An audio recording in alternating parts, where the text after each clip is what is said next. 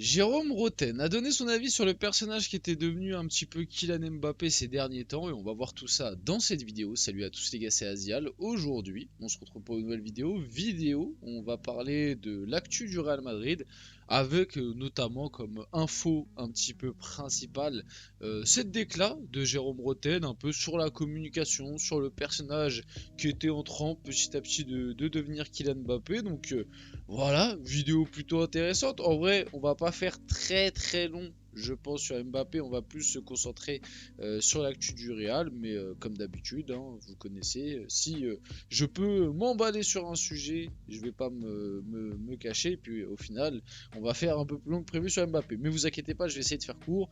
Vite fait aussi, voilà, parler un petit peu. Hâte du retour du football de club, hâte de la Ligue des Champions. Bayern PSG qui arrive. Qu'est-ce que franchement ça va être banger. Ça va être banger. Hâte de parler de tout ça. On espère quand même. On espère une petite victoire du PSG parce que sinon, ou en tout cas ne pas perdre parce que ça me paraît compliqué d'aller gagner au Bayern. Mais ouais, hâte. La semaine qui arrive va être passionnante. Retour du football de club, ça fait plaisir. Les 2 semaines de trêve, je l'ai déjà dit plein de fois, mais je vous le répète pour certains peut-être qui n'étaient pas là lors des précédentes vidéos. Les 2 semaines de trêve ont été très longues, je trouve, mais aussi, vite fait dans les dernières vidéos, je vous avais parlé un petit peu de moi, du fait que j'étais très fatigué en ce moment et tout. Là, ça va un peu mieux. Ça va un peu mieux. Donc, je pense que c'était le côté trêve et tout qui faisait que bah, j'étais un peu moins dans le truc, tu vois, parce qu'il y avait un peu moins de trucs passionnants à parler. Donc, voilà, on va pas perdre plus de temps que ça. N'hésitez pas à liker, commenter, partager, vous abonner si la vidéo vous plaît. Ça fait plaisir, c'est ça qui aide pour le développement de la chaîne. Et nous, on va y aller directement et parler du Kicks. Donc, Jérôme Roten sur Mbappé, il a une posture qui ne le représente pas en conférence de presse. Pour moi, ce n'est pas Kylian Mbappé qui nous parle depuis quelques temps. Il se ment à lui-même et c'est problématique. Donc, déclat par rapport à la communication récente de Kylian Mbappé, par rapport aussi à ses dernières sorties, que ce soit dans la presse ou ses derniers agissements, le fait de ne pas venir en sélection, etc. Donc bon, Jérôme Roten, on sait qu'il était très proche de Kylian Mbappé à une époque, on sait aussi que c'est moins le cas bizarrement. Oh tiens, comme c'est bizarre, depuis qu'Mbappé a quitté le PSG, c'est bizarre, il y a beaucoup de journalistes qui sont moins proches d'Mbappé et qui le critiquent de plus en plus. Putain, c'est suspect quoi. Bah pourtant à l'époque on m'avait pourtant dit que on était des fous qui comprenaient rien à critiquer Mbappé, mais je comprends pas. Et puis maintenant qu'il est plus au PSG proche des locaux des RMC, hein? Je dis ça sans dire grand chose, mais c'est bizarre, on le critique un peu plus facilement qu'à l'époque. Et on comprend moins on comprend moins ses déclarations qu'à l'époque. Bah, vous pouvez. J'accuse personne, mais je trouve ça quand même très suspect. Plus sérieusement, pour revenir au truc de base, franchement quoi dire, oui. Oui, en vrai, oui, peut-être qu'il se ment à lui-même, que c'est problématique, qu'il faudrait peut-être un petit peu de remise en question du côté de Kylian Mbappé.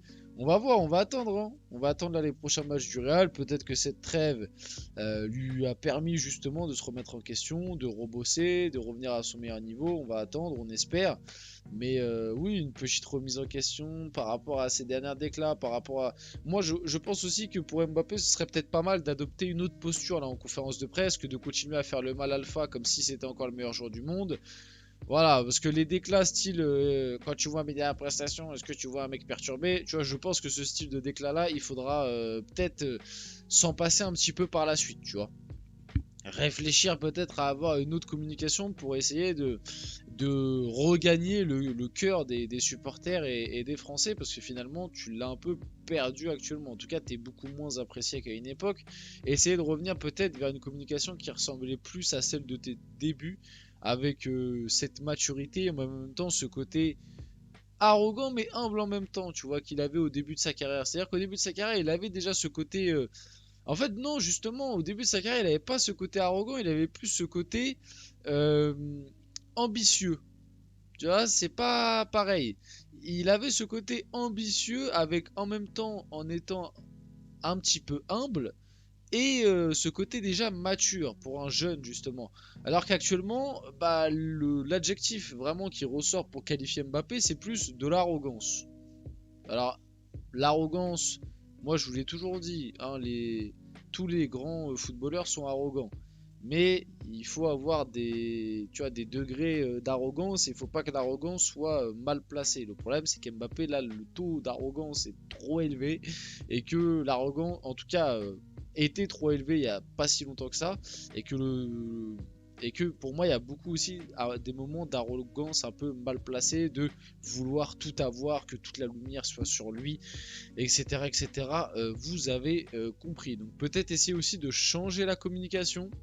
Ça aidera, je pense, grandement aussi vis-à-vis des critiques pour l'avenir. Parce qu'en fait, le problème, c'est qu'il a toujours une communication d'un mec qui met des triplés à tous les matchs, quoi, comme en 2021. Ah, sauf que là, sur les 2 dernières années, quand même, les prestations sur le terrain ont bien baissé, donc ce serait bien d'adapter peut-être un petit peu la communication en même temps. Mais bref, je pense qu'on a fait le tour sur ce sujet. Officiel, Netflix va sortir un documentaire sur Vinicius Junior en 2025. Alors, je sais pas du tout sur quel sujet ça va être. Est-ce que ça va être par rapport à sa lutte contre le racisme et tous les faits qu'il a eu du côté de l'Espagne? Est-ce que ça va être juste pour retracer sa carrière? Est-ce que ça va être autour je sais pas, de la saison qui vient de passer? Je sais pas, mais intrigué. Honnêtement intrigué, j'ai hâte de voir ça. En ce moment, il y a beaucoup de docus très intéressants sur le foot qui sortent là il y a très récemment. D'ailleurs, je relève, je l'ai vu dans les commentaires, j'ai répondu. Non, je n'ai toujours pas regardé le documentaire sur Luis Enrique. C'est vrai qu'il faut que je le rattrape, il faut que je me le fasse, et je pense qu'au moment où ce sera le cas, j'en ferai sûrement une vidéo histoire de débrief un petit peu. J'ai vu en fait, juste je pense comme tout le monde, seulement les gros extraits passés sur les réseaux, notamment celui enfin celui où il dit à Mbappé c'est catastrophique. J'ai vu aussi celui où il tape dans la bouteille d'eau dans le vestiaire là, l'habitant de je sais plus quel match. Mais oui, c'est vrai qu'il faut absolument que je le regarde. En plus, bah, Luis Enrique, le PSG, donc bah, là, faut d'autant plus que je le rattrape. Mais j'ai pas encore eu le temps, malheureusement. Pour en revenir à l'actu du coup. Donc Netflix va sortir un documentaire sur Vinicius. En vrai, intrigué, hâte de voir ça. Beaucoup de documentaires en ce moment qui sortent sur le football, ça fait plaisir. Et en plus, globalement, quand même, des documentaires de plutôt bonne qualité. Parce que pareil, celui de Luis Enrique, j'ai vu que les avis étaient quand même globalement très satisfaits. Il y avait plutôt des bons avis, des bons retours. Donc hâte. Maintenant, j'ai hâte aussi de voir l'intrigue, hein. La thématique du documentaire, est-ce que c'est pour retracer sa carrière, pour parler de sa lutte contre le racisme, de tous les événements qu'il a subis depuis qu'il est au Real et en Espagne par rapport à ça. Donc hâte de voir ça en tout cas, on va suivre ça de près. Passe à l'actu d'après, Arsenal serait intéressé par un prêt d'Arda Güler, 19 ans, qui a disputé peu de minutes avec le Real Madrid cette saison. Des similitudes entre la situation actuelle de l'international turc et celle de Martin Odegaard, il y a quelques années, serait notamment mise en avant par le club londonien, un jeune milieu offensif bourré de talent en manque de temps de jeu et d'opportunités pour s'exprimer au Real. Ce serait un bon choix pour lui d'après vous? Alors, bah, c'est vrai qu'en termes de similitude, il y a beaucoup de points communs, hein. Déjà rien que par les profils et les rôles, Martin Odegaard et Arda Güler, ce sont deux joueurs qui ont des profils quand même similaires et du coup des rôles similaires. Alors maintenant du coup je comprends, enfin l'intérêt de, oui, un peu comme Martin Odegaard, ok, mais du coup Arsenal, pourquoi Arsenal veut Arda Güler sachant que c'est un joueur similaire à Martin Odegaard? Enfin, justement, je vois pas l'intérêt. Tu vas prendre Arda Güler, pourquoi? Pour en faire le remplaçant de Martin Odegaard, mais ça veut dire que du coup, il va aussi avoir très peu de temps de jeu. Enfin, ça me paraît quand même bizarre que ça me paraîtrait très opportun, je pense, d'aligner un milieu de terrain où tu as Güler et Odegaard. Ça peut être possible, hein, mais ça me paraîtrait bizarre. Mais pour en revenir, parce que c'est quand même un sujet très intéressant du coup, très peu de temps de jeu, un peu pareil qu'Hendrick. Hendrick aussi, il y a pas mal d'infos qui sortent autour de lui pour potentiellement le prêter. Je sais pas si le prêter c'est la meilleure solution, en tout cas ce serait bien qu'il ait peut-être un peu plus de temps de jeu. Et oui, il faut pas que le Real fasse une Martin Odegaard bis, parce que quand tu vois ce qu'est devenu Martin Odegaard, tu te dis qu'à l'heure actuelle, un Martin Odegaard au Real Madrid, ça pourrait quand même donner pas mal de, enfin rendre pas mal de services, surtout quand on voit que ce milieu du Real manque de créativité. Donc ouais, il faut pas que le Real, on va dire, se fasse avoir encore une fois. Et ce serait bien qu'Ancelotti donne un peu plus de temps de jeu, surtout qu'Arda Güler, à chaque fois qu'il joue, je le trouve, je trouve qu'il répond plutôt présent, quoi. Bon, il fait pas non plus tout le temps des top matchs, mais après aussi, il faut prendre en compte que c'est des jeunes joueurs et qui ont très peu de minutes. Donc pour la confiance et tout, c'est pas tout le temps évident. Et puis au Real Madrid, il y a une grosse pression. On finit la vidéo là-dessus. J'espère que cette vidéo vous a plu. Si c'est le cas, n'hésitez pas à la liker, commenter, partager et vous abonner, les gars. C'était Asial et on se retrouve très rapidement pour une prochaine vidéo.